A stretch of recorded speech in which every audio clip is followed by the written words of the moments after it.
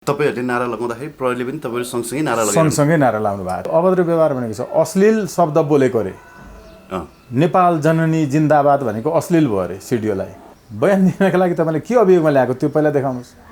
अभियोग अभद्र व्यवहार त त्यो लाइभ छ नि टेलिभिजनमा, त्यो भिडियो हेर्नुस् न। अभद्र मैले कहाँ गरे आज अनि जबरजस्ती तपाईले जे लाग्यो त्यसमा म बयान दिन्छु त। यति सस्तो छ मान्छेको जुनी लगेर यतिकै थुन्दिने भित्र खोरमा। जिल्ला न्यायाधिवक्ता फलानाको रोहबरमा अनुसन्धान अधिकृत फलानोले लिएको बयान कागज लेखेको हुन्छ माथि। अनि 1 नम्बरको आन्सरमा मैले यो बयान कागजको शिर भागमा लेखिएको बेहोरा सम्पूर्ण झुटा हो। यो बयान गरिरहँदा सरकारी वकिल कार्यालयको रोहबरमा गरिएको होइन, प्रहरी कार्यालयमा प्रहरीको अगाडि मात्रै गरिएको हो लेखेँ। त्यो त्यहाँ छ फेरि हेर्नु। अनि त्यसपछि होइन सर यो त कहाँ लेख्न पाइन्छ, यो त मिल्दैन। अब पुलिसको अगाडि बसेर म झुटो लेखौँ त इन्सपेक्टर साहब? तपाईँले सरकारी वकिलको रोहबरमा भन्नुभएको छ, मेरो अगाडि सरकारी वकिल हुनुहुन्न। मैले तपाईँको अगाडि त सत्य लेख्नु पऱ्यो नि त। तपाईँ मलाई झुटो लेख्नु नलाउनुहोस् न, किनभने पुलिसको अगाडि त कम्तीमा सत्य बोल्न पाऊँ भनेपछि होटल मेरियटबाट अमेरिकी सुरक्षाकर्मीहरूले पक्राउ गरेको छ नि हामीलाई। फेरि हेर्नु, नेपाली सुरक्षाकर्मीले नेपाली सुरक्षाकर्मी कहाँ हुन्छ तपाईँ? नेपाली प्रहरीहरूले होइन। नेपाली प्रहरी भनेको त उनीहरूले बुझाएको बेसमेन्टमा लगेन नि। तपाईँको यो जानकारी थिएन र? थिएन। यो एकदमै नौलो कुरा। हामीले भन्यौँ त्यो बेला हेर्नु, यो कुरो हामीले लेखेका छौँ बयानमा। अमेरिकी दूतावासका अमेरिकी सुरक्षाकर्मीहरूलाई होटलले बोलाएर त्यसैले होटल मेरियट विरुद्ध भौतिक रूपमा अर्थपूर्ण ढङ्गले हामी कारवाही गर्दैछौँ।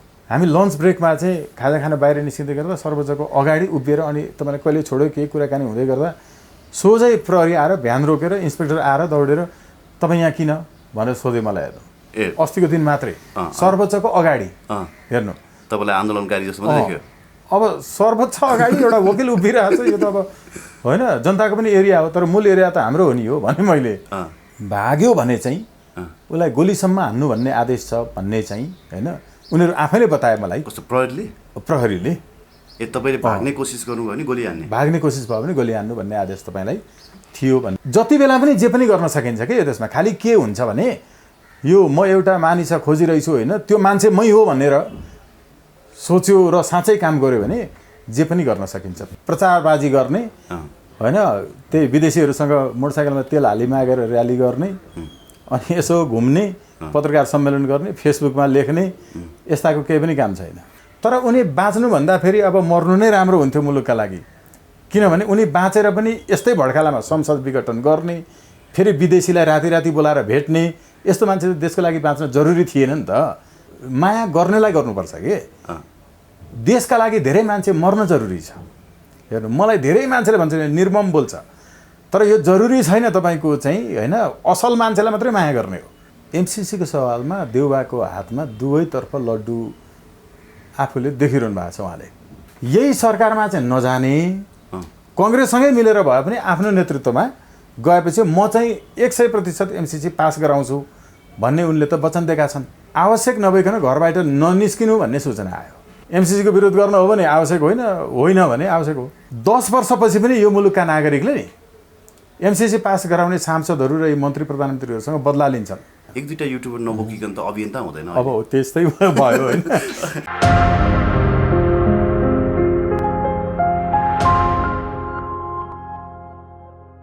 दर्शकवृन्द नमस्कार। PNBखबर.com र स्टार अनलाइन टेलिभिजनको संयुक्त प्रस्तुतिमा आज हामीसँग स्वागत नेपालजी हुनुहुन्छ। स्वागत सर, यहाँलाई हार्दिक स्वागत छ। धेरै धन्यवाद युवराज सर। आराम हुनुहुन्छ? ठिक छु। हिरासत बसाइ कस्तो भयो? एकदमै राम्रो, किनभने हामीले त्यहाँ धेरै प्रहरी सुरक्षाकर्मीहरू लगायतलाई एमसिसी के हो र यसको विरुद्धमा किन लड्नुपर्छ भनेर बुझाउन सफल भयौँ। हिरासतभित्रै त्यो पोसिबल थियो? पोसिबल थियो राम्रोसँग। जसले हामीलाई चाहिँ त्यो ट्रक जस्तो भित्र हालेर लानु भएको थियो होइन, उपत्यकाको लगभग सबैजसो वृत्तमा हाम्रा साथीहरूलाई राखिएको थियो, सबै वृत्तमा नै छरेर। त्यहाँबाट पछि फेरि एउटैमा ल्यायो, अन्तिममा 2टा वृत्तमा हामीलाई राखिएको थियो र हामी भित्र चाहिँ जति अरू सुरक्षाकर्मी साथीहरू हुनुहुन्थ्यो 1 जना बराबर 1 जना हुनुहुन्थ्यो। अझ पछिल्लो दिनमा त बढी नै पनि हुनुहुन्थ्यो। झन्डै 3 जना बराबर हुनुहुन्थ्यो। त्यसरी लाँदाखेरि त किन हो थाहा छैन त्यति धेरै, तर उहाँहरूले पनि एमसिसी विरुद्ध हामीले नारा लाउँदा गाडीभित्रै सँगसँगै नारा लगाइरहनु भएको थियो। त्यतिसम्म कन्भिन्स प्रहरीले पनि तपाईँहरूले नारा लगाउँदाखेरि प्रहरीले पनि तपाईँहरू सँगसँगै नारा लाउनु भएको थियो। त्यो भएको हुनाले यो पटकको चाहिँ एउटा तहसम्म हामीले डिएसपीसम्मको तहलाई चाहिँ राम्रैसँग बुझाउन सक्यौँ, सरकारी वकिलहरूलाई बुझाउन सक्यौँ, त्यहाँका कर्मचारीहरूलाई बुझाउन सक्यौँ। र अर्को के हो भने हामीले पहिलोपटक आफ्नै हातले बयान लेख्यौँ र बयान लेख्ने क्रममा हामीले बयान दिएनौँ कि हामीले बयान लियौँ। सरकारी वकिलसँग हामीलाई मुद्दा चलाउने चाहिँ अनुसन्धान कर्मीहरूसँग र उहाँहरूले चाहिँ हामीलाई बयान दिनुपर्ने स्थिति आएको थियो। र यो चाहिँ पहिलोपटक इतिहासमा राष्ट्रियताको सवालमा, सार्वभौमिकताको सवालमा यसको रक्षा गर्नका लागि लागेको मुद्दामा आफैले आफ्नो बयान लेखेर निकै लामो 4 घण्टा 3-4 पेजसम्मको बयान चाहिँ एउटा प्रश्नको चाहिँ हामीले दिएका छौँ। र पहिलोपटक चाहिँ सरकारी कागजातमा एमसिसीको सवालमा चाहिँ नेपाल सरकारको आधिकारिक निकायमा पनि एमसिसी के हो भन्ने बारेमा चाहिँ दर्ता भयो कागज हाम्रो बयानको निहुबाट सरकारी वकिलको कार्यालयमा हो, सिडिओ कार्यालयमा, सरकारी वकिलको कार्यालयमा। अब त्यो फेरि अदालत जाँदैछ हैन, मुद्दा त सकिएको छैन। मुद्दा सकिएको छैन। जस्तो मुद्दा चलाएको रहेछ स्वागतजी हजुरलाई। हामीलाई यो अभद्र व्यवहार भनेर लगाइयो मुद्दाको शीर्षक चाहिँ। तर भनिएको के थियो भने विदेशी पाहुना कूटनीतिक चाहिँ व्यक्तिहरूको ज्यान खतरामा पारेको योभन्दा अगाडि पनि हामीले त्यही गरेको थियो नि। जस्तो राष्ट्रपतिको, प्रधानमन्त्रीको समेत ज्यान खतरामा पारेको, राज्य विप्लव गर्न खोजेको भन्ने आधारबाट 15 वर्षको जेल सजायको माग थियो योभन्दा अगाडि सर्वोच्च अदालतले चाहिँ छुटाउँदाखेरि। यो पटक पनि सम्माननीय प्रधानमन्त्री हाम्रो प्रधान न्यायाधीश चोलेन्द्र शमशेर जबराज्यूको इजलासबाटै 24 घण्टाभित्रमा उपस्थित गराउन आदेश भइसक्यो। त्यो आदेश भइसकेपछि अनि उहाँहरूले हामीलाई चाहिँ बिना धरौटी छोड्ने निर्णय गर्नुभयो। हो, यो पनि फेरि अदालतको अपहेलना हो। यसमा पनि केही आदेशहरू योभन्दा पूर्व भएका छन्। बन्दी प्रत्यक्षीकरण गैर न्यायिक ढङ्गले तपाईँको थुन्ने अनि अदालतले आदेश दिइसकेको थाहा पाइसकेपछि अनि तपाईँको साधारण धरौटीमा छोड्ने उनीहरूले आदेश गरे। यो आदेशलाई फेरि अदालतले त्यो आदेश नगर्न भनेर निर्देशन दिन मिल्दैन।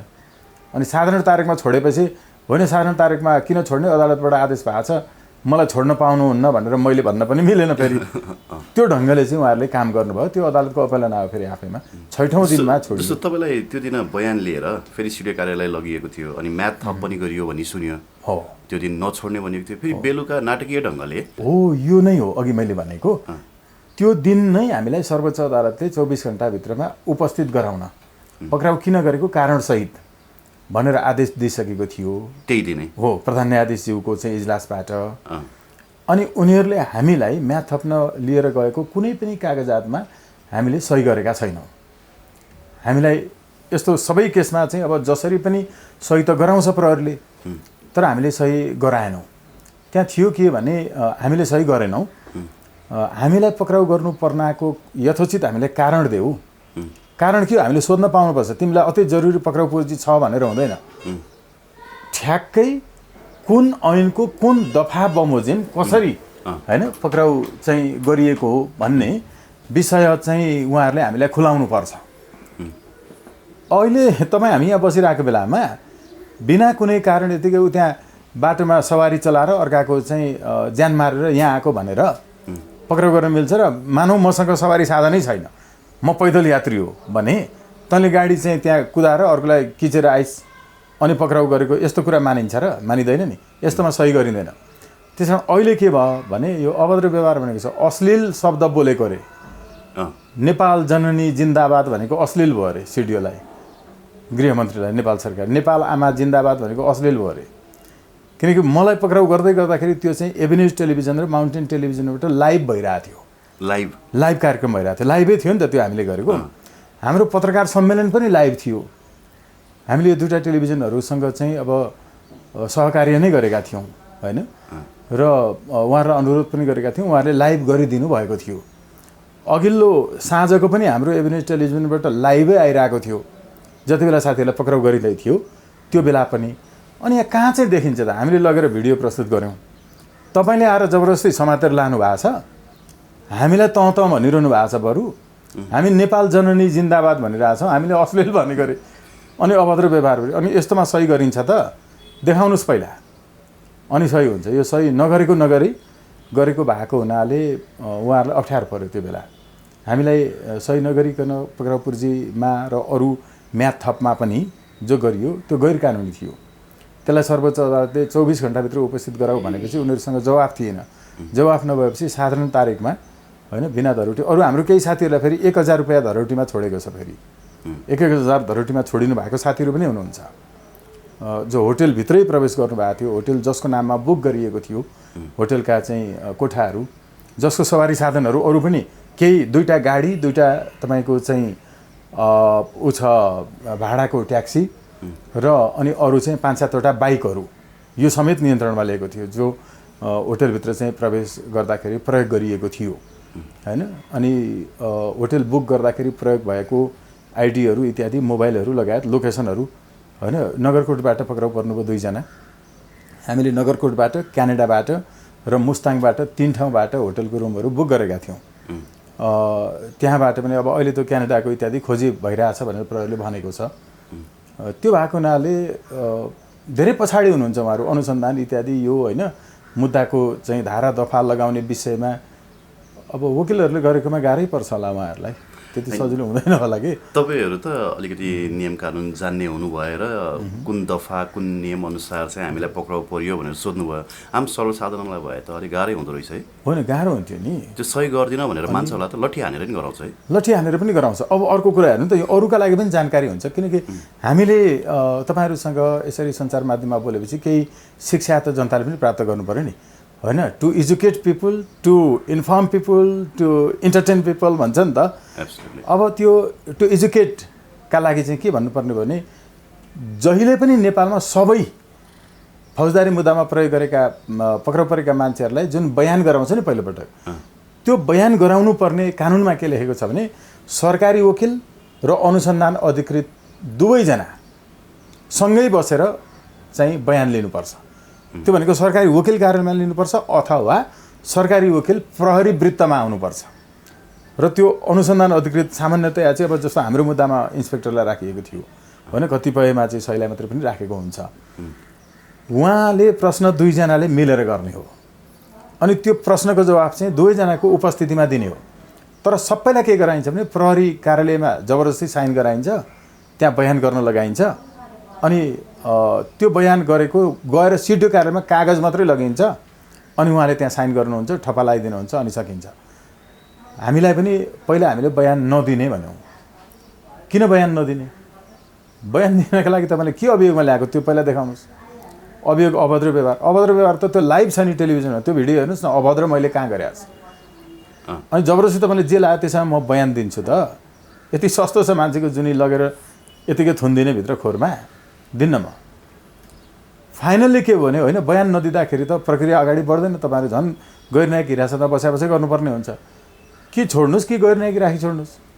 फाइनल्ली हामीले के चाहिँ भन्यौँ भने ल ठिक छ, बयान हामी लेख्छौँ, तपाईँले लेख्ने होइन, हामीलाई क्वेसन दिनुहोस्, हामी लेख्छौँ हाम्रो हातले। त्यसपछि यो पनि गर्न पाउने व्यवस्था छ कि कानुनमा। बयान आफैले लेख्छु भन्न पाइन्छ, आफ्नो बयान आफै लेख्न पाइन्छ। क्वेसन उहाँबाट आउँछ, अनि त्यसपछि बयान आफैले लेख्न पाइन्छ। त्यसपछि मैले कलम लिएँ, कलम लिएर उहाँले दिएको जुन आन्सर लेख्ने सिट थियो, यो मलाई आन्सर लेख्न पुग्दैन भने मैले पुग्दैन भनेपछि अर्को प्रिन्ट निकालिदिनु भयो, 1 पेज। 1 पेजले पनि पुग्दैन, म एउटा क्वेसनको आन्सर घटीमा 3 पेज लेख्छु भने। त्यसपछि यहाँ किन उपस्थित हुनुभएको होइन, मानव पहिलो प्रश्न के बुवाको नाम के हो, आमाको नाम के हो, यो त छँदैछ।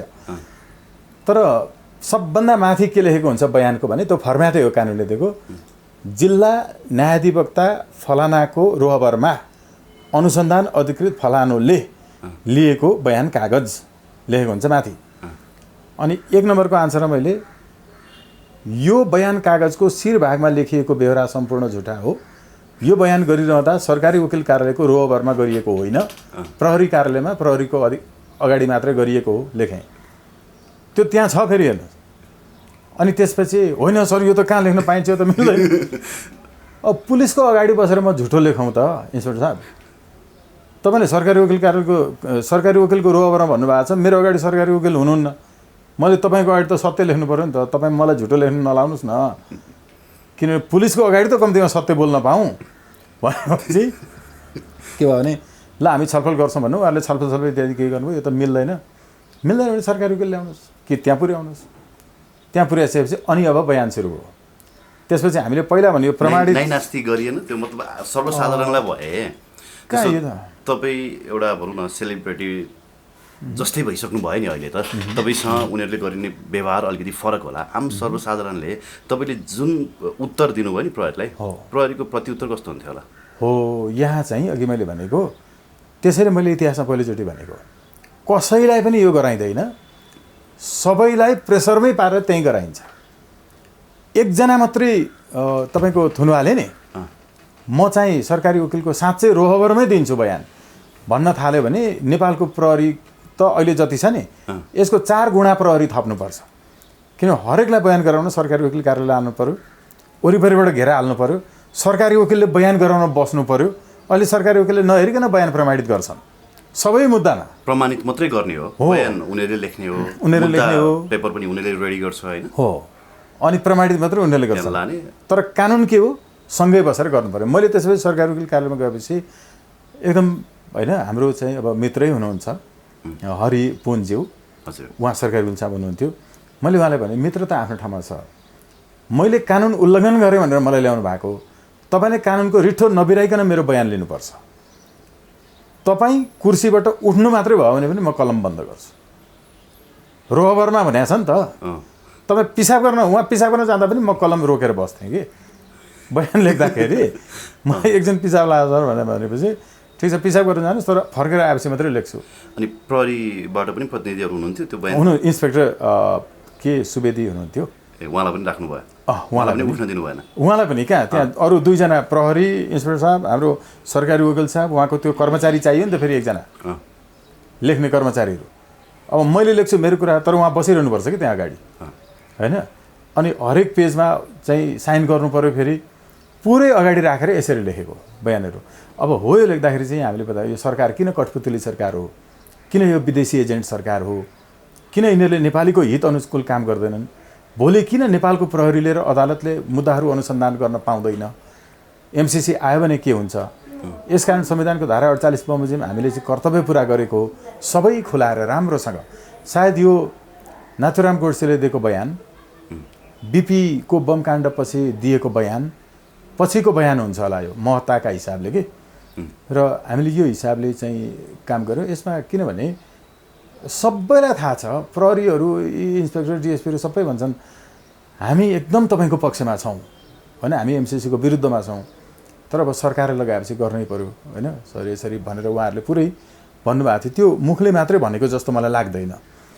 अब उहाँहरू सबैले पनि नबुझ्नु भएको थियो भने पनि यो त गइसक्यो होइन, सिडो साहब हुँदै गृह मन्त्रालय इत्यादि सबैतिर गइसक्यो, हामीले राम्रोसँग थाहा छ। र अर्को कुरा, त्यो दिन हामीले जसरी चाहिँ कामहरू गऱ्यौँ नि एमसिसीको विरुद्धमा, हामीले पहिले भनेका थियौँ एयरपोर्टको गेटदेखि बसेको होटेलसम्म हामी डिस्टर्ब गर्छौँ त भनेका थियौँ नि। हामी एयरपोर्टको गेटैमा पनि गएर गाडी तेर्सायौँ। त्यो तपाईँहरूले जुन दिन गाडी तेर्साउनु भयो नि त्यसको ठ्याक्कै अघिल्लो दिन चाहिँ आजै आउने रहेछन् फतिमा सुमार भन्दै केही व्यक्तिहरू, युवा अभियन्ताहरू मेरो अफिसमै आएर पनि उफ्रे कि 50वटा गाडी लगेर हामी त्यहाँ ब्लक गर्छौँ, बाटो ब्लक गरेपछि कसरी जाँदो रहेछ ल हेरौँ भनेर बाहिर त्यो किसिमको दम्ब देखाइरहेका थिए। भोलिपल्ट उहाँहरू त्यही दिन पक्राउ पर्नुभयो भने नि आयो, त्यही दिन छुट्नुभयो भने पनि आयो, तर फतिमाजीको भ्रमण सेड्युलमै भयो, त्यसमा कुनै चेन्ज भएन नि। तपाईँहरू ठ्याक्कै पुग्नुभयो त्यो बेलामा अन टाइम, एटलिस्ट तपाईँले गरेको काम चाहिँ प्रभावकारी रह्यो। अरूले चाहिँ मुख बजाउने मात्रै रहेछन् है। अब हेर्नु है त, यो अहिलेको मिडियालाई पनि भन्नुपर्छ कि अलिकति राष्ट्रिय भनिएका होइन मेन स्ट्रिम भनिएका अनलाइनहरूदेखि लिएर के युट्युबहरूले पनि होइन दैनिक पत्रिकाहरूले पनि फातिमालाई कालो झन्डा देखाउँदा पक्राउ भनेर भने के त्यो अघिल्लो दिन। तर यहाँले पनि अब्जर्भेसनमा लिनुभएको होला, फातिमा कहिले आउने हो, कुन टाइममा आउने हो भन्ने लेख्ने मान्छे चाहिँ अब आफैलाई भन्न गाह्रो, तर म मात्रै हो कि एउटै मात्रै स्टेटस र सार्वजनिक भएको छ, सञ्चार माध्यममा पनि छैन नि। सबैजसो पत्रकारहरूले यी 22 दलको पनि आन्दोलन थियो नि 22 दलका नेताहरू सबैले मलाई नै सोधिरहनु भएको थियो सकेपछि खास सेड्युल चाहिँ के रहेछ होइन इत्यादि यो सुरुमै 9 सेप्टेम्बर होइन यो टाइम आउने यो कार्यक्रम चाहिँ हामी यो गर्छौँ त राखिदिएको थियो नि हामीले त विज्ञप्तिमै राखेको थियो होइन यो के थियो भने मैले पनि हेरेँ सर्च गरेँ खास अमेरिकनहरूको चाहिँ डिप्लोम्याट्स.com जो त्यहाँको चाहिँ सरकारले चलाइरहेको छ त्यसले त्यो पछि उनीहरूले डिलिट गरे हेर्नु त्यो डिलिट गरे त्यहाँ पनि पापाराजीहरू छन् जम्मा त्यसैको युट्युब च्यानलमा मात्रै आएको थियो यो उहाँको सेड्युलको बारेमा एउटा सानो इन्टरभ्यू रहेछ फातिमाको हो त्यसबाट लिएको इन्फर्मेसन भएको हुनाले सामान्यतया अमेरिकनहरूले चाहिँ सेड्युल चेन्ज गरिहाल्दैनन् होइन विशेष गरी डिप्लोमेटिक भ्रमणहरूको स्केड्युल त एकदमै फिक्स्ड हुन्छ नि हो एकदमै अब यहाँ चाहिँ मान्छे के हुन्छ होइन चोर बाटो आउँछ यस्तो लुकेर आउँछ अब डिप्लोमेटिक भ्रमणमा लुकेर आउने त कुरा हुँदैन नि हुँदैन त्यो त होइन त्यो भएको हुनाले यो टाइम आउँदैछ हामीले भनेका थियौँ अघिल्लो दिन फातिमालाई झन्डा देखाउँदा पक्राउ भनेर अब मिडिया चर्चाको लागि चाहिँ धेरै मान्छेहरू भोको रहेछन् भन्ने कुरा देखियो होइन त्यो देखियो वास्तवमा किनभने अलिकति थोरै मान्छेहरू मात्रै किन नहोस् अलिकति प्रभावकारी त्यो जसले थाहा पाउनु पर्ने हो आन्दोलनको उद्देश्य त त्यही त हो नि होइन जनताको बिचमा देखाउने वा इन्टरभ्यू गर्ने पत्रकार सम्मेलन गर्ने मात्रै त होइन होला नि त जानकारी त दिनुपर्छ तर के हो भने काम पनि हुनु पर्यो नि त अगाडि लगेर हामीले तेर्स्याएपछि अरूका आन्दोलनमा चाहिँ अरूका गाडी तोडफोड गर्छन् आन्दोलनकारीले यहाँ चाहिँ पुलिसले हाम्रो गर्यो कि अहिले पनि मेरो चाहिँ ऊ भइरहेछ होइन गाडी तोडफोड गरिरहेछ के गरिरहेछ बनाएको छैन साथीहरूको बाइक त्यस्तै भएको छ रामराजजीको गाडी त्यही भएको छ अनि यता आइसकेपछि जस्तो होटेलमा हामी प्रवेश गरेको कुरा के रहेछ त नेपालको खुफिया तन्त्र सरकारी संयन्त्र होइन त्यहाँसम्म अगाडि पुगेर गाडी तेर्स्याउनु भनेको नि आधी घन्टा त हाम्रो कारणले तपाईँको उसको सेड्युलमा त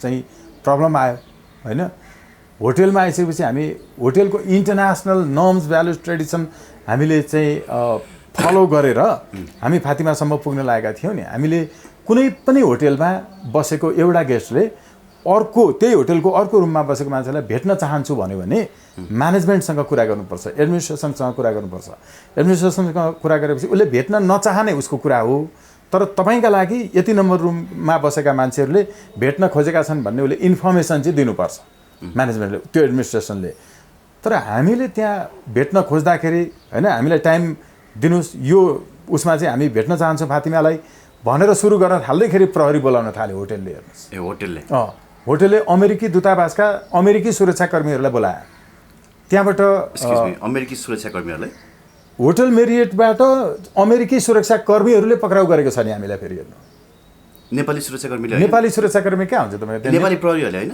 नेपाली प्रहरी भनेको त उनीहरूले बुझाएको बेसमेन्टमा लगेन नि तपाईँको यो जानकारी थिएन र थिएन यो एकदमै नौलो कुरा हामीले भन्यौँ त्यो बेला हेर्नु यो कुरो हामीले लेखेका छौँ बयानमा हेर्नु अमेरिकी दूतावासका अमेरिकी सुरक्षाकर्मीहरूलाई होटेलले बोलाएर त्यसैले होटल मेरियट विरुद्ध भौतिक रूपमा अर्थपूर्ण ढङ्गले हामी कारवाही गर्दैछौँ होइन अनि नेपालमा स्टाफ हुन त त्यो अन्तर्राष्ट्रिय ब्रान्ड होला तर नेपालमा सञ्चालन भइरहेको होटेलले त्यसरी विदेशी सुरक्षाकर्मीहरूलाई बोलाउन मिल्छ र सुरक्षाको लागि समस्या यहीँनिर छ होटेलको सुरक्षामा अमेरिकी सुरक्षाकर्मीहरू थिए हेर्नु कुनै पनि तपाईँको अहिले अब मोदी सोदी आउँदा यो आउँदा त थाहा छँदैछ आफ्नै सुरक्षाकर्मी हुन्छन् आएर बसेको होटेलमा पनि आफ्नै सुरक्षाकर्मी राखेको हुन्छ तर त्यसको डिप्लोमेटिक इम्युनिटी प्राप्त गरेर ल्याइएको हुन्छ उनीहरूको रिकर्डहरू हुन्छ कुन कुन तहका कुन कुन हतियार बोकेका कतिजना होइन पिछुवाहरू कति छन् अगुवाहरू कति छन् यो सबै हुन्छ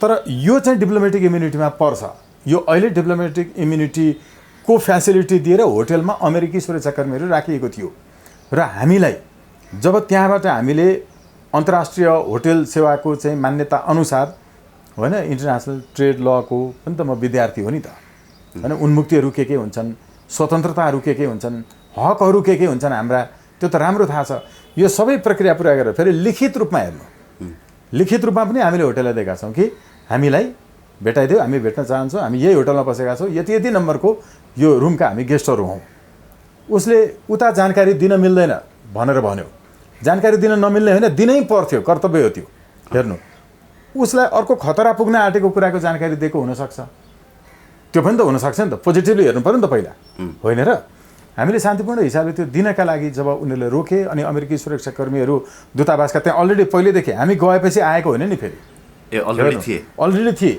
त्यसपछि उनीहरूले हामीलाई सबभन्दा पहिलोपटक चाहिँ नियन्त्रणमा लिन थालेर उनीहरूले नेपालको प्रहरीलाई बुझाए जस्तो उनीहरूले लगेर अन्डरग्राउन्डमा लगेर नि फेरि बेसमेन्टमा उसबाट तपाईँको चाहिँ लिफ्टबाट अन्डरग्राउन्डमा झारेर त्यहाँबाट अनि गरेर अब मेरो चाहिँ के थियो भने मेरो मोबाइल त्यो होटेलको एरियामा अफ भएको थियो त्यहाँ अफ भइसकेपछि प्रहरीले मेरो लोकेसन त्यहीँ खोजिरहेको थियो मेरो मोबाइल त्यहाँबाट अफ भएको हुनाले लास्ट पोइन्ट जुन थियो मलाई त्यहाँ खोजिरहेको थियो त्यो नभेटेपछि अनि त्यसपछि चाहिँ मेरो पार्किङमा आएर तपाईँको 100 जना जति प्रहरीले गाडी खोज्न थाले त्यहाँ गाडी नभेटेपछि मेरो गाडी यो अगाडि थियो र पत्रकार महासङ्घकै सदस्य तपाईँको विष्णु पाण्डे एयरपोर्टबाट चाहिँ नियन्त्रणमा लिएको गाडी उहाँले प्रहरीबाट बुझेर आफूले चाहिँ चलाइरहनु भएको थियो र यो अगाडिबाट उहाँले मेरो गाडी लिएर घर जान लाग्दाखेरि अनि उहाँलाई पक्राउ गरियो राति झन्नै 1 बजेको थियो त्यो बेला हेर्नु त्यो बेला यो अगाडि 200 जना जति प्रहरी थिए 8-10वटा त्यो चाहिँ तपाईँको प्रहरीको डालावाला हुन्छ नि ट्रक जस्तो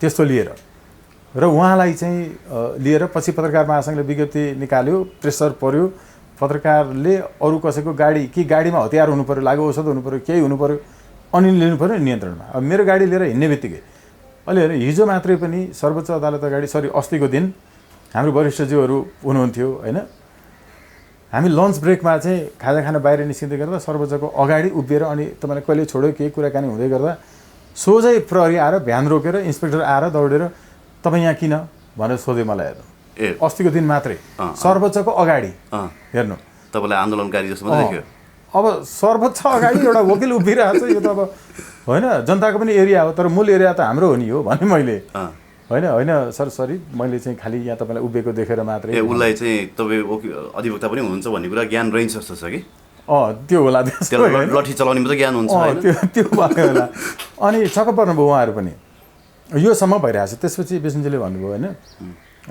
अब तपाईँको इन्टरनेसनल गेस्टलाई यो हिसाबसम्मले अब भित्रै छिरेर गरेको यो चाहिँ अब बाहिरदेखि समेत होटेल बुक गरेको भएको हुनाले चाहिँ उनीहरूले अर्कै ढङ्गले चाहिँ यसलाई लिएका थिए र स्वागत नेपाल चाहिँ भाग्यो भने चाहिँ उसलाई गोलीसम्म हान्नु भन्ने आदेश छ भन्ने चाहिँ होइन उनीहरू आफैले बताए मलाई कस्तो प्रहरीले तपाईँले भाग्ने कोसिस गर्नुभयो भने गोली हान्ने भाग्ने कोसिस भयो भने गोली हान्नु भन्ने आदेश तपाईँलाई थियो भन्ने कुरो उहाँहरूले पनि बताउनु विष्णुजीलाई पनि त्यही भन्नुभयो अन द स्पट अब यतिसम्मको उनीहरूको तयारी जो थियो होइन यो केवल तपाईँ हाम्रो सवालमा भएको भए अर्को सवालमा भएको भए हुन थियो होला त्यो अमेरिकन एउटा आएको कारणले र त्यहाँ हामी घुसेको कारणले किनभने उसले यो जुन ठाउँमा अधिग्रहण गरेको जमिन छ त्यहाँ हामीले चाहिँ नियन्त्रणमा लिएको कुरासम्म प्रहरी पुग्न सकेन एयरपोर्ट अगाडिसम्म हामी पुगिसकेपछि त्यहाँ पुग्न सकेन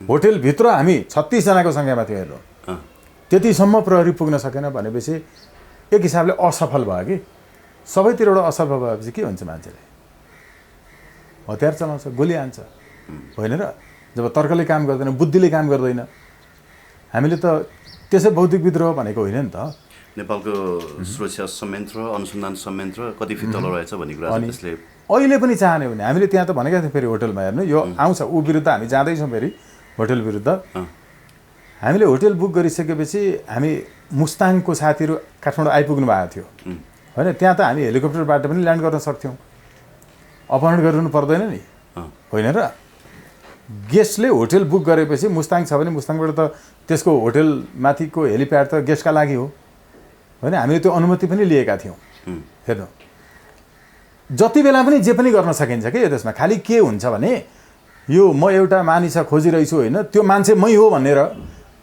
सोच्यो र साँच्चै काम गर्यो भने जे पनि गर्न सकिन्छ तर हामी शान्तिपूर्ण हिसाबले गर्न खोजिरहेका छौँ हामी कानुनी हिसाबले गर्न खोजिरहेका छौँ तर्कमा बताउनु पर्यो नि यत्तिकै जितिदिने यो अनुदान होइन हामी भनिरहेछौँ जहाँ ब्याज लिइन्छ त्यो अनुदान हुँदैन कि संसारमा कहीँ पनि ठिक छ सर त्यो विषयमा अलिकति पछि प्रवेश गरौँला मैले सोध्न खोजेको चाहिँ त्यो बेसमेन्टमा जब लग्यो नि अमेरिकी सुरक्षाकर्मी भन्नुभयो उनीहरू ट्रेन कमान्डोजहरू थिए कि अथवा नर्मल सेक्युरिटी फोर्स थियो उनीहरू ट्रेन नै थियो ट्रेन थियो कमान्डो थियो र आर्म्ड पनि थियो आर्म्ड चाहिँ उनीहरूको त अब तपाईँको होइन मिनी हुन्छ वेपन्सहरू हुन्छ उनीहरू केही गरिएन तपाईँमाथि दुर्व्यवहार अथवा तपाईँलाई केही भन्यो त्यहाँ उनीहरूको चाहिँ कस्तो हो भने मान्छेहरूलाई कसरी ठ्याक्कै बोली बन्द गर्ने भन्ने चाहिँ टेक्निक रहेछ।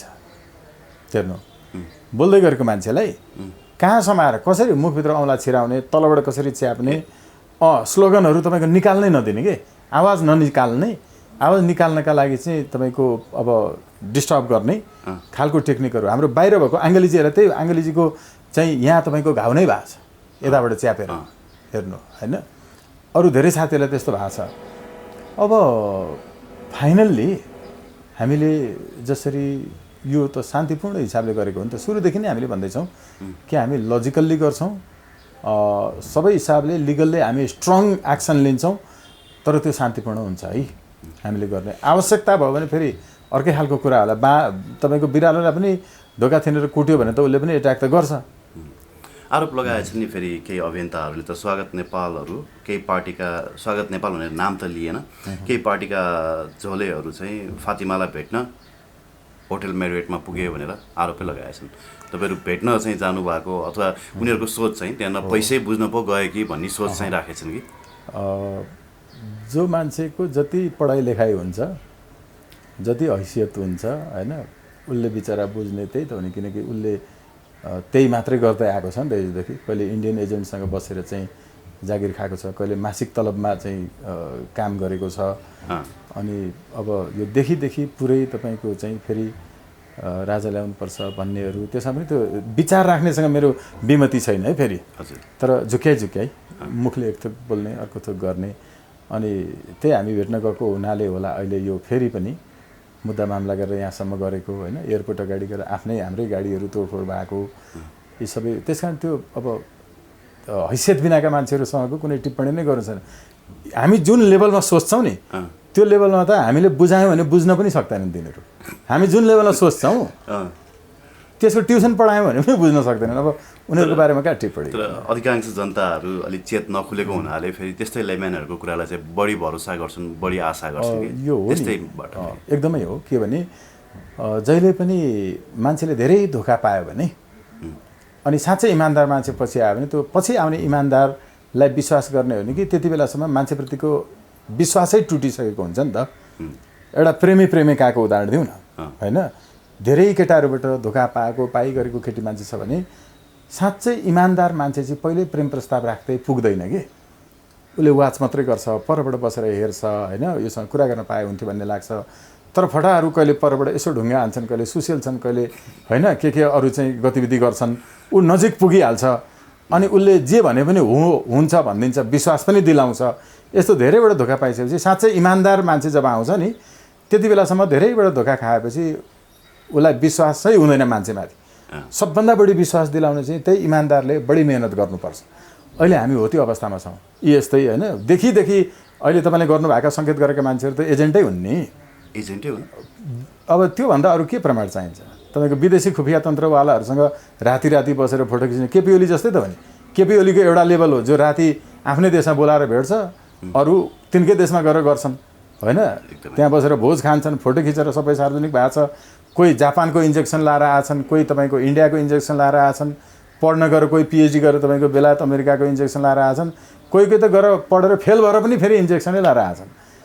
अनि अब हो यो सबैले भन्नु त त्यो ठुलो कुरै भएन नि। जस्तो नि सर एमसिसी यति पेचिलो बन्यो नि, यही एमसिसीको मुद्दालाई उचालेर चाहिँ सेलिब्रिटी बन्ने होडबाजी चाहिँ धेरै बढ्यो जस्तो देखिन्छ। हो, यस्ता सेलिब्रिटीको काम छैन प्रचारबाजी गर्ने होइन। त्यही विदेशीहरूसँग मोटरसाइकलमा तेल हाली मागेर र्याली गर्ने, अनि यसो घुम्ने, पत्रकार सम्मेलन गर्ने, फेसबुकमा लेख्ने, यस्ताको केही पनि काम छैन। ओके, मिनिङफुल गर्नु पर्यो कि। स्वागत जी। ठ्याक्कै हामी जस्तो दूतावासभित्रै प्रवेश गरेर लेखेर बुझाएर भन्नु पर्यो। अब हो त्यो हामीले लेखेको त बुझ्दा पनि बुझ्दैनन् उनीहरू, के लेखेको छ भन्ने पढ्न पनि जान्दैनन्। अनि यो जुन काम गरेका छौँ त्यो कामले हामीलाई कतिसम्म ज्यानको खतरा छ मोलिरहेछौँ पनि यिनीहरू बुझ्न सक्दैनन् होइन। अनि यो सेलिब्रिटी मात्रै हुनेले केही पनि गर्दैन। ओके, स्वागत छ। अन सिरियस नोट मैले धेरैजनालाई यो प्रश्न पनि गरिसकेको छु होइन। जस्तो यति बेला एमसिसी यति पेचिलो बनेको छ कि केही राजनीतिक दलहरू त्यसको विपक्षमा उभिएका छन्, अधिकांश दलहरू पक्षमा उभिएका छन् होइन। कसैको लागि तपाईँहरू भरिया भइदिइरहनु भएको छ कि जस्तो अथवा मतलब जानी नजानी होइन युज भइरहनु भएको हो कि यो त मुद्दा हाम्रो थियो, हामीले विरोध गर्नुपर्ने, तर हाम्रो साटो चाहिँ सडकमा गएर उनीहरू बोलिदिएका छन्, उनीहरूले पिटाइ खाएका छन्, मुद्दा मामिलामा यिनीहरू फसेका छन् भनेर अनि पार्टी कार्यालयभित्र बसेर ताली बजाउने काम चाहिँ उनीहरू गरिरहेको जस्तो देख्छु। होइन, यो गरिरहन् होइन, अघि भने जस्तो सबैले गरून्, तर हामीसँग हाम्रो पार्टी छ, उन्नत लोकतन्त्र पार्टी छ, स्वतन्त्र राष्ट्रिय अभियान र उन्नत लोकतन्त्र पार्टीको संयुक्त कार्यक्रम हो। यो चुनाव चिन्हमा विवाद भयो के भयो होइन, हामीले गरेको राम्रो। पहिला त हामीले मात्रै गरेका थियौँ त, राइट टु रिजेक्ट, रिकल होइन, औपचारिक रूपमा डकुमेन्ट त हामीसँग मात्रै छ, अरूले पनि एजेन्डा बनाउनु भयो त राम्रै भयो त होइन र किन टाउको ल अहिले भोलि नै स्वागत नेपाल वा अर्को कोही हाम्रो पार्टीको मान्छे राष्ट्रपति प्रधानमन्त्री भइहाल्नुपर्छ र यी केपी ओली देउबाहरूले सानो दुःखले यहाँसम्म पुगेका हुन् त। खालि यिनीहरूले के गरे भने गलत खालको क्षेत्रमा दुःख गरेर होइन, विदेशीका लागि दुःख गरे, तर मेहनत त गरेका छैन त। अहिले आजको भोलि स्वागत नेपाल जेल बसेको कम मेहनत अनि अहिले हामी यद्यपि उनी चाहिँ तपाईँको एउटा अपराधमा जेल परेका हुन्, क्रान्तिकारीले होइन होइन, तर त्यो धैर्य इत्यादि जे जति बुढाहरूले गरेका छन् नि, बुढाहरूले गरेका कुराहरूबाट केही कुराहरू पाठ सिक्नुपर्छ। जस्तो कि मर्न आँट्दा पनि बेहोस बनाउन तपाईँको भित्र त्यो एनेस्थेसिया दिनुभन्दा पूर्व पनि म फर्केर आउँछु, राम्रो एकदम हुन्छ, चिन्ता नलिनुहोस् भन्दै थिएँ नि केपी ओली। त्यो जीवनप्रतिको आस्था हेर्नु है, उनको त्यो कुरा त मान्नु पर्यो नि त। तर उनी बाँच्नुभन्दा फेरि अब मर्नु नै राम्रो हुन्थ्यो मुलुकका लागि, किनभने उनी बाँचेर पनि यस्तै भड्कालामा संसद विघटन गर्ने, फेरि विदेशीलाई राति राति बोलाएर भेट्ने, यस्तो मान्छे देशको लागि बाँच्न जरुरी थिएन नि त। तर जीवनप्रतिको उनको जे आशा थियो अलि निर्दयी भयो कि सर? होइन, निर्मम त हुनैपर्छ। किन माया गर्नेलाई गर्नुपर्छ कि देशका लागि धेरै मान्छे मर्न जरुरी छ। हेर्नु, मलाई धेरै मान्छेले भन्छ निर्मम बोल्छ, तर यो जरुरी छैन तपाईँको चाहिँ होइन, असल मान्छेलाई मात्रै माया गर्ने हो। हेर्नु, मुलुकलाई माया गर्नेलाई मात्रै माया गर्ने हो कि जिउँदैमा भन्नुपर्छ, जसलाई पनि माया गर्नुपर्छ पनि जिउँदैमा, घृणा गर्नुपर्छ पनि जिउँदैमा। हेर्नु, मरिसकेपछि त के अर्थ रह्यो? मान्छे मरिसकेपछि उहाँ क्या राम्रो रविन्द्र अधिकारीज्यू मर्नु भएन, मलाई तिमी तिमी भन्नुहुन्थ्यो अनि एकदम राम्रो सम्बन्ध थियो, सँगै बस्ने खाने गरिन्थ्यो, तर मर्ने बेलामा उहाँको काम गलत थियो। मलाई चाहिँ होइन, तपाईँ त यस्तो नजिकको मान्छे यसरी नभन्नु पर्थ्यो भने उहाँले भ्रष्टाचार गर्नुभयो नि त व्हाइट बडीमा। त्यहाँनिर व्हाइट बडीका कुराहरू पनि छन्, तर अन्तिम दिन मर्नुभन्दा अघिल्लो दिन पनि भ्रष्टाचार गर्नुभयो कि उहाँ। त्यो ठाउँमा पुगेपछि राज्यको चाहिँ तपाईँको सम्पत्ति साधन स्रोत प्रयोग गरेर मन्दिर दर्शन गर्न जाने होइन, त्यो मन्दिर दर्शन गर्न जानेले जनताको लुटेको रकमबाट चाहिँ त्यो तपाईँको चाहिँ त्यहाँको इन्धन खर्च गरेर जाने होइन, व्यक्तिगत रूपमा आफू जानुपर्छ। त्यहाँ जान नपर्नेतिर जानुभयो क्या उहाँ, त्यो कुरा गलत थियो, दुरुपयोग थियो, त्यसैको पाप कराउँछ। त्यसो भएको हुनाले हामीले निर्ममतापूर्वक विश्लेषण गर्नुपर्छ। म चाहिँ निर्मम हुन तयार छु। निर्मम हुन तयार हुनुहुन्छ? धेरै कुराहरू अझै समयले सिकाइ पनि रहेको छ है। हो, झन् बढी निर्मम हुन सिकाइरहेको छ। हो, जरुरी छ। के लाग्छ, एमसिसी फतिमा फर्केसँगै फर्कियो भन्नेहरूको जमात पनि छ होइन? अब यो झन् पेचिलो बनेर आउँछ। यो जस्तो एमसिसीको विरोध गर्नेहरूलाई सके किन्ने, नसके मुख थुन्ने, भाटा लगाएर भए पनि एमसिसी पास गर्ने तयारीमा छन् देउबा भन्ने पनि सुन्छु होइन। त्यही भएर पनि मन्त्रीमण्डल अहिले 70 दिन भइसक्दा पनि विस्तार हुन सकेको छैन भन्ने कुरा पनि सुन्छु। के होला, अब एमसिसी फेरि चर्किएर आउँछ अथवा होइन अमेरिका ब्याक हुने मनस्थितिमा छ? एमसिसीको सवालमा देउबाको हातमा दुवैतर्फ लड्डु आफूले देखिरहनु भएको छ उहाँले भन्नाले। यी पनि अघि ओली भने जस्तै क्याटेगोरीकै हुन्, जसको जीवनको यो तपाईँको जन्मको कुनै अर्थ छैन यो देशका लागि होइन, अनावश्यक मान्छे हुने, एउटा गार्बेज हुन्। उनको अहिले दुईवटा हातमा लड्डु चाहिँ के छ भने संसदबाट यदि एमसिसी पास हुन नसकेर सत्ताको गठबन्धन टुट्यो भने पनि चुनाव मैले गराउन पाउँछु भन्ने लड्डु छ। अर्को एमसिसी पास भइहाल्यो भने अझ इन्डो अमेरिकन इत्यादि सबैको चाहिँ साथ समर्थन सहयोग शुभकामना सम्पत्ति प्राप्त गर्ने र यसपछिको चाहिँ ठुलो दल हुने उहाँको अर्को हातमा अर्को चाहिँ लड्डु छ। तर दुर्भाग्यवश के हुँदै छैन भने एमसिसी पास पनि हुँदै छैन। एक दोस्रो संसद विघटन होइन, यो संसदबाट अर्को सरकार बन्नुपर्छ, विघटनतर्फ होइन, विघटन त्यो पनि अवैधानिक हुन्छ, गैर संवैधानिक हुन्छ भन्ने रिट पर्नेछ सर्वोच्चमा। र त्यसको फाइदा ओलीलाई पुग्नेवाला छ। उनले अहिले गर्न खोजेको जोरजाम यही हो। फेरि ओलीले फेरि पनि सरकार चाहिँ आफ्नो बनाउने, बरु जोसँग मिलेर हुन्छ। त्यसपछि एमसिसी पनि पास गराउने, चुनाव पनि आफ्नो नेतृत्वमा गराउने दाउमा ओली छन्। उनले देखिरहेको बाटो यही हो। मतलब देउबा र ओलीको गठबन्धन बन्छ, यो अहिलेको गठबन्धन टुक्रिन्छ होइन। ओलीको त प्रश्न भनाइ आइसकेको छ। यही सरकारमा चाहिँ नजाने, कङ्ग्रेससँगै मिलेर भए पनि आफ्नो नेतृत्वमा गएपछि म चाहिँ 100% एमसिसी पास गराउँछु भन्ने उनले त वचन दिएका छन्। उनले अस्तिको बार्गेनिङबाट के भने, हामी सरकारमा हुँदा गर्न खोजेकै हो, अहिले सरकारमा छैनौँ, सरकारको स्ट्यान्ड हेरेर हामी चाहिँ आफ्नो डिसिजन लिन्छौँ भनेको के हो, भाग चाहिन्छ भनेको न हो। होइन, प्रश्न भनाइ त्यही हो नि त।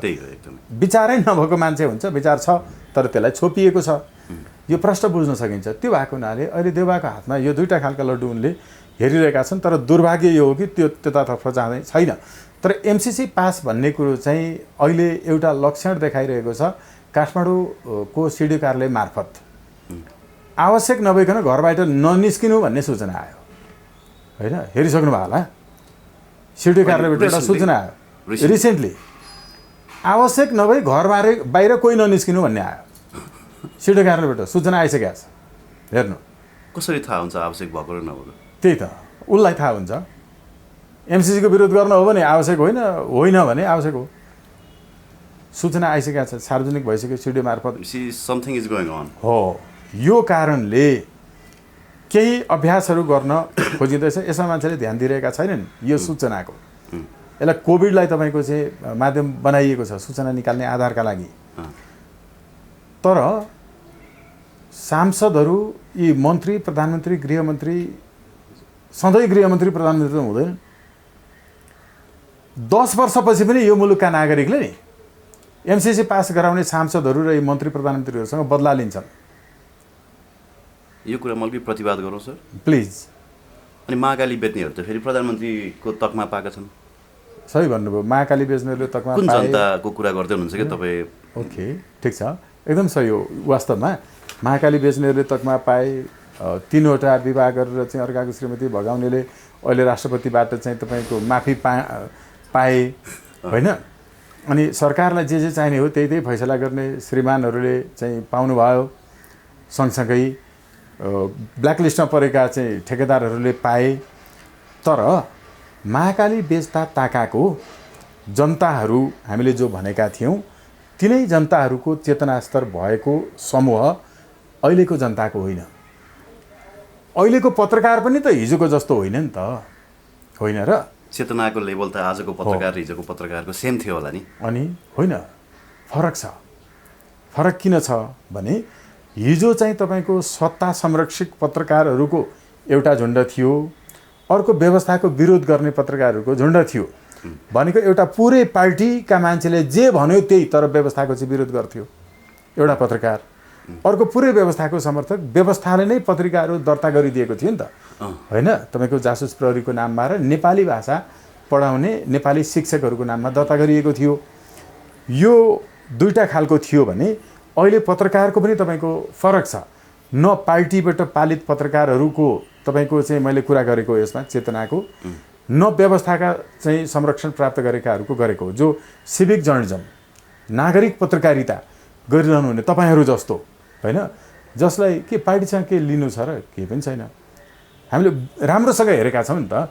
मेरो पत्रकारिताको पनि पृष्ठभूमि भएको हुनाले पनि अलिअलि त गन्ध त आउँछ नि, गन्ध आउँछ। फेरि म पनि सर्पै भएको हुनाले मेरो खुट्टा र तपाईँ खुट्टा त होइन, सर्पले देख्छ नि, होइन र? सर्पको खुट्टा सर्पले देख्छ। त्यसमा म देख्छु।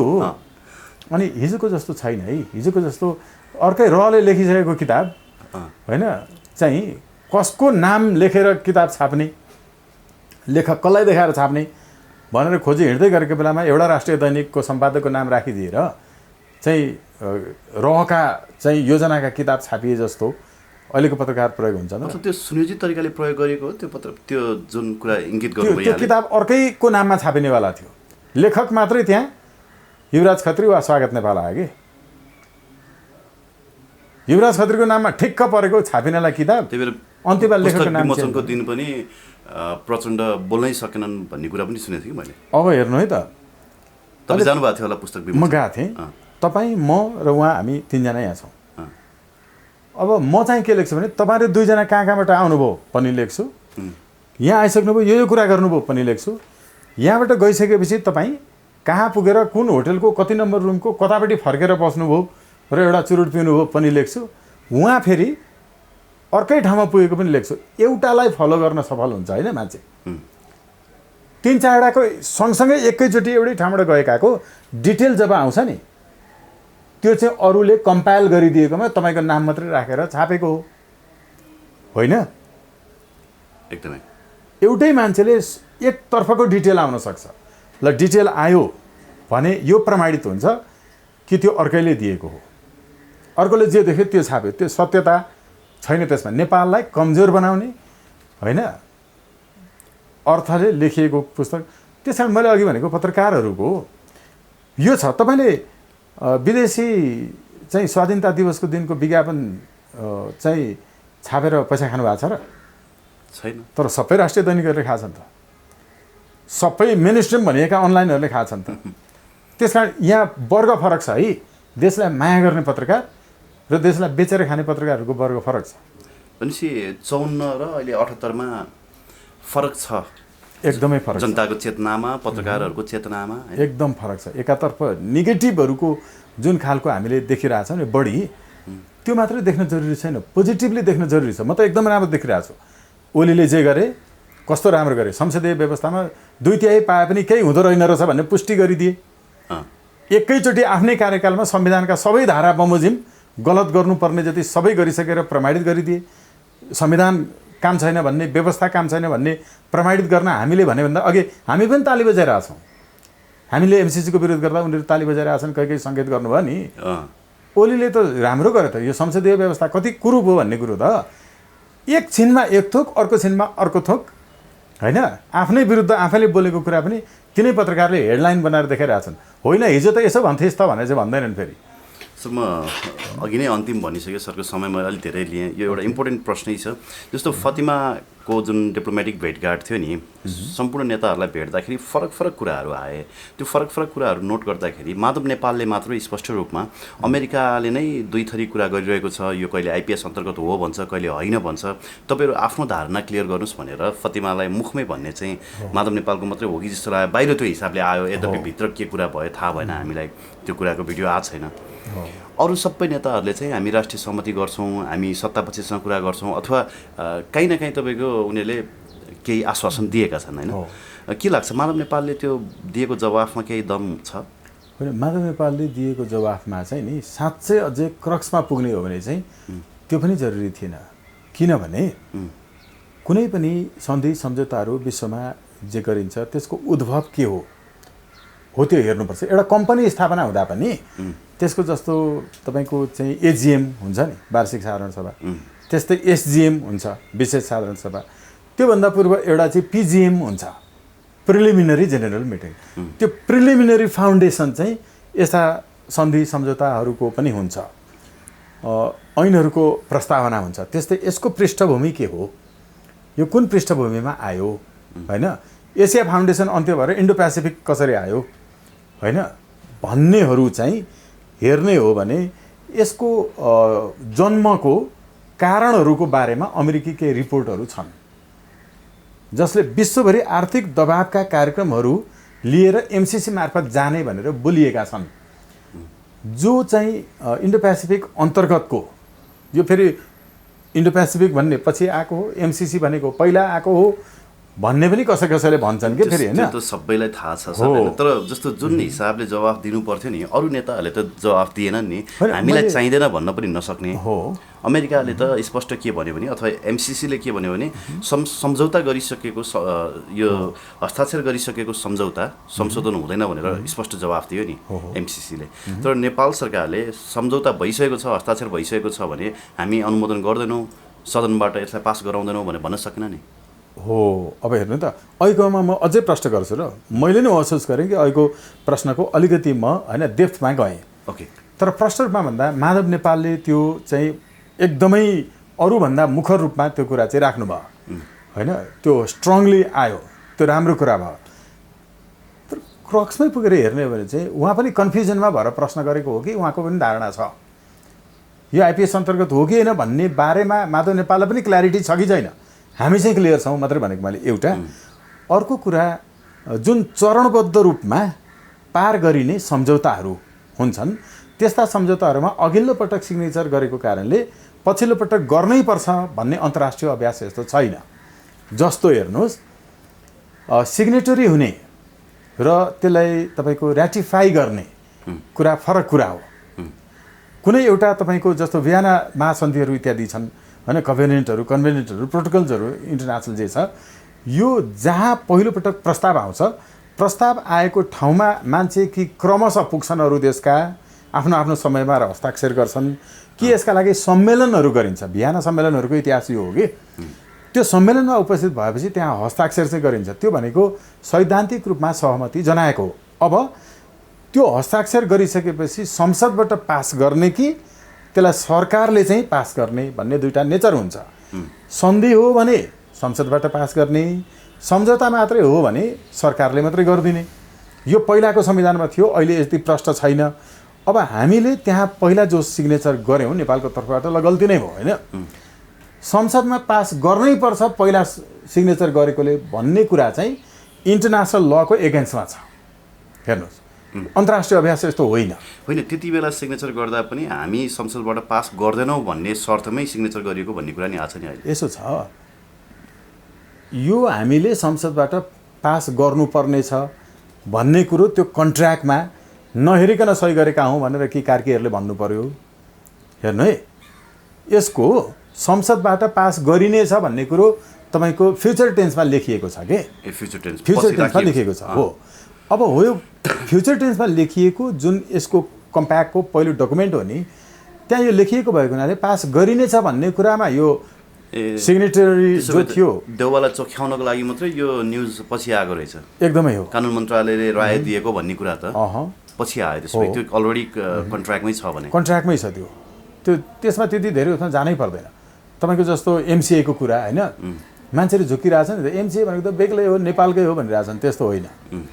राजपत्रमा सूचना प्रकाशित गर्दाखेरि के भनिन्छ भने यो ऐनको यो दफा बमोजिम राजपत्रमा यो सूचना प्रकाशित गरिएको भन्नै पर्छ, नभए वैधानिक हुँदैन। यस्तै एमसिएको बारेमा जुन राजपत्र तपाईँको चाहिँ 68औं भागमा प्रकाशित भयो नि एमसिएलाई वैधानिक बनाउनलाई, त्यसमा कुन ऐन बमोजिम भनेको छ? त्यसमा एउटा छ गठन आदेशहरू जारी गर्ने नेपाल सरकारको होइन विद्यमान कानुन एउटा, अर्को चाहिँ एमसिसीको उद्देश्यहरू पुरा गर्नका लागि एमसिसी कम्प्याक्टमा एमसिए भन्ने गठन गरिने भएको उल्लेख हुँदा अहिले एमसिसीको उद्देश्य पुरा गर्नका लागि MCA Nepal millennium challenge account विकास समिति गठन आदेशद्वारा जारी गरिएको छ भन्ने छ। त्यसैले एमसिसी नै हो, एमसिए बेग्लै होइन। त्यहाँ नेपाल सरकारका मान्छे हुन्छन्, तर यसलाई जन्माएको नेपालको कुनै कानुनले होइन, कुनै न कुनै कानुनमा हुनुपर्छ के। जस्तो अलि हाम्रो बुवा हजुरबुवाहरूको उमेरका मान्छेका लागि भनौँ ल, वेदमा भएको कुराको विस्तृतीकरण उपनिषदमा हुन्छ, उपनिषदमा भएको अझ डिटेलमा पुराणमा हुन्छ, र त्यो पुराणमा पनि नभएको उपनिषदमा पनि नभएको कुरा वेदमा हुने हुँदैन। हेर्नु, कुनै पनि यस्तो पौराणिक कथा हुँदैन जसको सन्दर्भ उपनिषद र वेदमा नहोस्। हो त्यस्तै राजपत्रमा प्रकाशित हुने कुनै पनि यस्ता आदेशहरू एमसिसी गठन भए जस्तो राजपत्रमा कुनै त्यस्तो प्रकाशित हुँदैन जुन ऐनबाट उब्जिएको नहोस्। हेर्नु, तर यो एमसिएलाई चाहिँ ऐनले उब्जाएको होइन, नेपालको कुनै ऐनमा एमसिसी र एमसिए लेखेको छैन। एमसिसीको कम्प्याक्टमा लेखेको छ, राजपत्रमा त्यहीबाट उब्जेको भनेर लेखेको छ कि। त्यसैले यसलाई जन्माउने नेपाल सरकार होइन, यसलाई जन्माउने चाहिँ एमसिसी हो। यो चाहिँ बुझाउनु पर्यो। त्यो हामी स्वस्थानीको कथा सुन्छौँ नि, स्वस्थानीको कथा चाहिँ अझ मैले त्यो अघिल्लो जेनेरेसनको लागि भनेको, स्वस्थानीको प्रसङ्ग चाहिँ उपनिषदमा पनि छैन, स्मृतिमा पनि छैन, वेदमा पनि छैन, पुराणमा पनि छैन। टुप्लुक्क स्वस्थानीमा मात्रै छ कि स्वस्थानीको कुरा। त्यसैले धेरै तपाईँको चाहिँ यो शास्त्रीय मीमांसा गर्नेहरूले स्वस्थानी चाहिँ वेद पुराणहरूमा सन्दर्भ नभएको कोही एकजना रचनाकारले लेखेको कथा मात्रै हो भन्छन् के।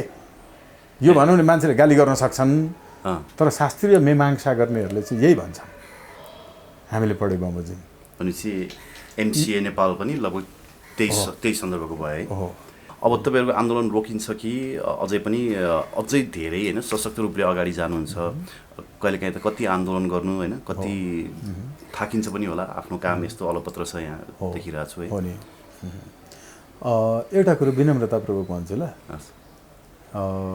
अघि जस्तो साथीहरूले होइन कुनै के खालि सेलिब्रिटी बन्ने इत्यादि भन्ने टाइपको होइन पनि देखिएको छ। तर हामीले बरु सायद तपाईँ साथीहरूले हामीलाई जानकारी नदिएको भनेर रिसाउनु भयो होला। हामीले एयरपोर्टमा बाटो उ गर्न जाँदा पनि त्यो दिन बिहान त मेसेजै फोन पनि गरेको थिएँ मैले, तपाईँले उठाउनु भएन, पछि एकैछिनपछि हेर्दाखेरि पक्राउ परिसक्नु भयो। हो, यही मैले जोड्न खोजेको। हामीले कहिल्यै पनि पत्रकार सम्मेलन गरेर यो गर्दैछौँ भनेर चर्चा गर्नका लागि चाहिँ कार्यक्रम गर्दैनौँ, यो पनि हामीले जानकारी दिएर गरेनौँ। त्यही भएर त हिट भइदैन नि स्वागतजी, एक दुईवटा युट्युबर त बोकेर हिँड्नुपर्छ नि, आफ्नो खबरमा छैन तपाईँको? म आउँदैछु, छैन कुनै पनि छैन। एक दुईवटा युट्युबर नबोकिकन त अभियन्ता हुँदैन। अब त्यस्तै भयो होइन। अनि हामीले एयरपोर्ट अगाडि जाँदा पनि हामीले पत्रकार साथीहरूलाई जानकारी गराएनौँ, होटेलको कार्यक्रम पनि कसैलाई जानकारी गराएनौँ होइन। तपाईँको नुवाकोटको अहिले गोरखपुर वारीको लप्सीफेदीको मूलपानीको हाम्रो त्यहाँ पनि अब आउँछ होला, यसपछि हामी आफै सार्वजनिक गर्दैछौँ। त्यहाँ जसरी टिम बसेर चाहिँ क्याम्पभित्र बसेर 501 जनाको ट्रेनिङ भइरहेछ, अब यो भिडियोहरू हामी सार्वजनिक गर्छौँ, हेर्नुहोस्।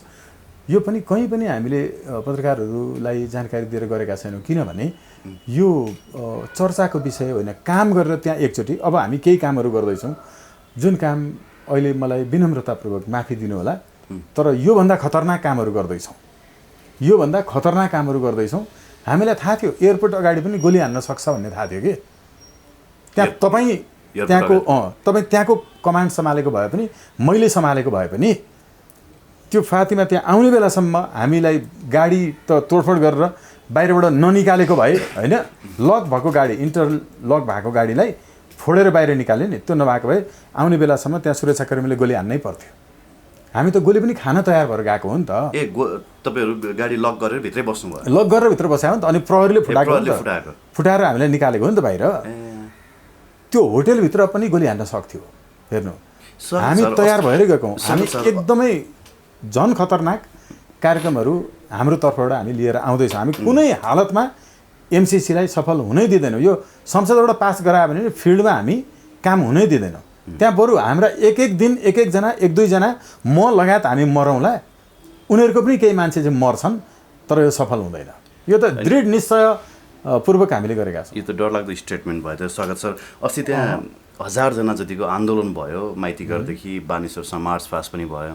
जब प्रहरीले लाठी हान्न थाल्यो नि, त्यो सेल्फी खिचाउन आउनेहरूको भागाभाग भयो। कतिजना त खोलै खोला पनि भागे होइन, अनि कतिजना त फेरि बिरामी भएर हस्पिटल पनि बसे एक दुई लट्ठी खाएर है। त्यस्तो देखियो। तपाईँहरू चाहिँ गोली हान्छ हामीलाई, हाम्रो ज्यान खतरामा छ भनेर जोखिम छ भने जान्दा जान्दै पनि अझ हामी खतरनाक मुभ लिन्छौँ भन्नुहुन्छ। अब हेर्नु, सेलिब्रिटीहरू पनि होटेलभित्रबाट त्यो कम चान्चुने कुरा थियो। अरू मुलुकहरूमा यस्तो हुने हो भने त नि, तपाईँ कुनै डिप्लोमेट्स आएर बसेको होटेलमा यो खालको हुने हो भने त्यो धेरै ठुलो एक्सन लिनुपर्ने हो। मैले भने त्यहाँ हाम्रो सिड साहबहरूलाई, अरू सरकारी तपाईँहरूलाई जान्नु भएन, मुद्दा यस्तो हुँदैन। यो अभद्र व्यवहार लगाउने मुद्दै होइन होइन कि हामीलाई जिस्याउँदै हुनुहुन्छ, तर हामी छोड्दैनौँ। जुन ठाउँमा हुन्छ नि, यो देशमा जति बेला जे पनि गर्न सकिन्छ कि, मर्न त पर्छ नि त एक दिन भनेर मृत्यु रोज्न पाउने जोसुकै भाग्यमानी हुँदैन। राष्ट्रका लागि मर्न पाउने भाग्यमानी जोसुकै हुँदैन। त्यसमा कन्भिन्स भएर लागेको मात्रै साथी। हामी किन हाम्रो आन्दोलनमा सदस्यता नभएको, सदस्यता नम्बर कन्फर्म नभएको मान्छेलाई हामी आन्दोलनमा आउन दिँदैनौँ? हाम्रो कार्यक्रममा हामी किन जोसुकैलाई आउन दिँदैनौँ? सबै आउनुहोस् किन भन्दैनौँ? रेकर्ड हुन्छ आज को साथी कहाँबाट कति बजे हिँड्यो, कति नम्बर सदस्यता भएको मान्छे हिँड्यो, किनकि भोलि हामीले जवाफ दिनुपर्छ कि हामी नेतृत्व गरिरहेछौँ नि। सबैले यो गर्न सक्दैनन्, सबैले गर्ने पनि होइन। नेतृत्व सबैले गर्नुपर्छ यो जरुरी पनि छैन। जनताले मूल्याङ्कन गरिरहेछ, यो मुलुकको माटोले मूल्याङ्कन गरिरहेछ। हाम्रा धर्मशास्त्रहरूले हामीलाई आशीर्वाद र आदेश दिइरहेछन्, संविधानले आदेश दिइरहेछ। त्यो भएको हुनाले यो बोल्ने कुरा होइन युवराजी, यो कुनै पनि हालतमा तपाईँको सफल हुँदैन।